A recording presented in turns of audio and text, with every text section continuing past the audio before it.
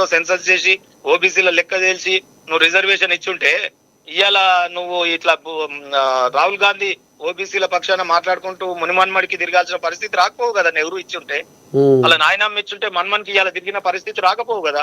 వాళ్ళ నాయన రాజీవ్ గాంధీ చేస్తుంటే ఇవాళ మన్మన్కి ఇంత కష్టపడాల్సిన అవసరం లేదు కదా. ఇవాళ మాతో తిట్లు పడుకుంటూ ఆయన తిరుగుతా ఉన్నాడు. సో ఆ రోజే ఓబీసీలకు వీళ్ళు చట్టాలు చేస్తుంటే ఇవాళ ఈ ఆర్డినెన్స్లు ఎందుకు మాకు? మేము ఆర్డినెన్స్లు కాదు, రేపు రాబోయే చట్ట ప్రకారమే ఓబీసీలకు న్యాయం చేస్తాం. పార్లమెంట్ లో రేపు సెన్సస్ అయిపోయిన తర్వాత ఇవాళ ఓబీసీలను లెక్క చేస్తా ఉన్నాం మేము సెన్సస్ లో కూడా. మరి ఎందుకు చేయలేదు 60 ఏళ్ళు కాంగ్రెస్ పార్టీ? సరే శనార్థే మరి మాటలన్నీ వినకు తాతను. నీకు ఇప్పటి వరకు పెన్షన్ వేయలేదు కదా తాత, 4000 ఇస్తామని. ఇప్పుడు నా శుద్ధి ఎందుకు, లోకం మీద వ్యవహారం మాట్లాడు. నేను లోకం మీద వ్యవహారం ఓకే. నువ్వు నిజంగా తాతలకు ఇవాళ పెన్షన్ పెంచుతామన్నాడు, 4000 ఇస్తామని ఓట్లేసుకొని పోయిండు, ఇచ్చిండా?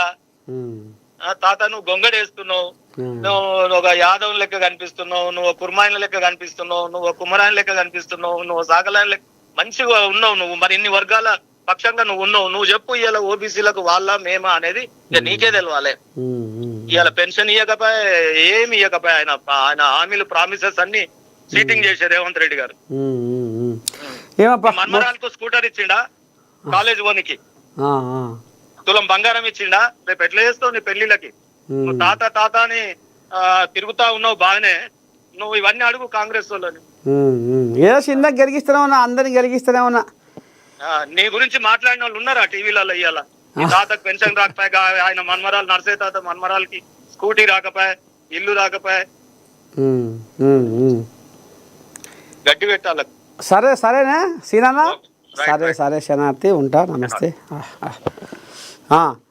ఇది కథ మొత్తానికి. మరి బీజేపీ నాయకుడు తాడు సీనన్న ఈ రకంగా ఆంబాయం వెళ్ళబోసుకుంటూ